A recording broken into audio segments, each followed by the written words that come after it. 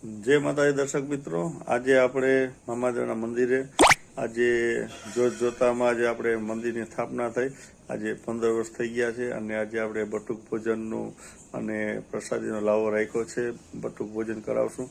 તો આજે મામાદેવ મિત્ર મંડળ તરફથી 28/11/2010 જે સ્થાપના કરવામાં આવી હતી મામાદેવની, તો હું તમને બતાડી લાઈવ કે કઈ રીતના મામાદેવનું મંદિર છે અને કઈ રીતના આખા ઇન્દિરાનગર વાસીઓ બધા પ્રજાજનોએ મહેનત કરી અને આ મંદિરનું નિર્માણ કરેલ છે અને સરસ મજાની અટાણના લોકો એનો લાભ લે છે.